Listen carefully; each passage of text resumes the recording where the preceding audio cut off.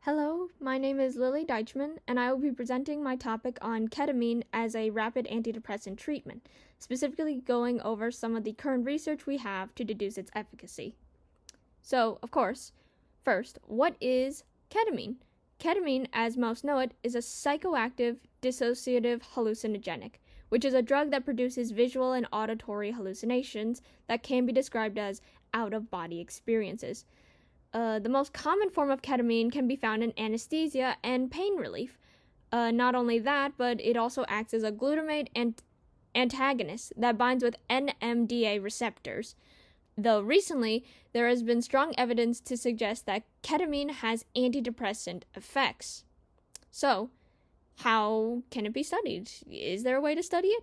Well, one study conducted by Macmillan, Summer, Foischer, etc. in 2020 utilized fMRIs and EEGs to identify brain responses to ketamine infusions.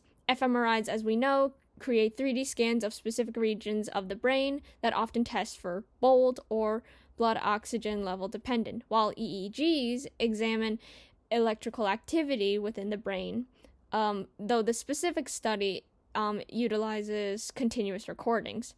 Both metrics were used to supplement the given material by examining the bold signals after ketamine infusions. The results showed an increase in bold that created physiological noise that blocked signals to the subgenual anterior cingulate cortex, or SGACC. However, it should be noted that the data provided was deemed inconclusive since the study was unable to produce the antidepressant effects of ketamine.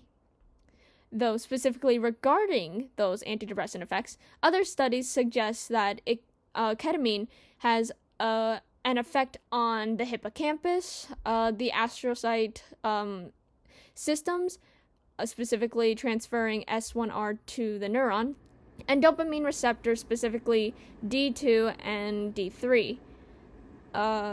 The hippocampus is recognized as having a key role in mood regulation and is linked to major depressive disorder, or MDD symptoms. In the review, Park, Lee, Kim, etc. in 2026 examined multiple prior studies regarding the topic.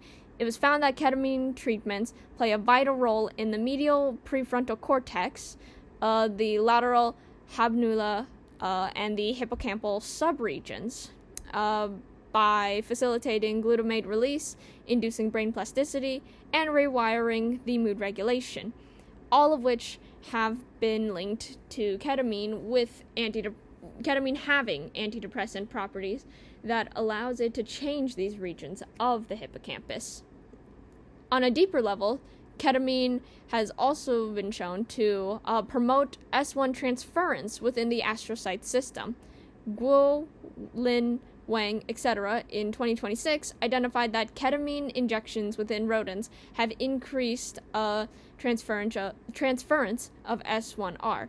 The transfer is additionally primed by a protein known as TAM41.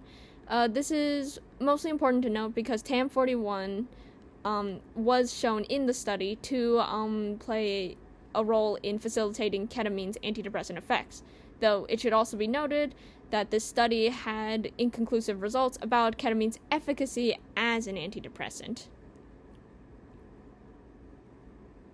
In the final level, ketamine can block dopamine receptors D2 and 3 while mostly not affecting D1.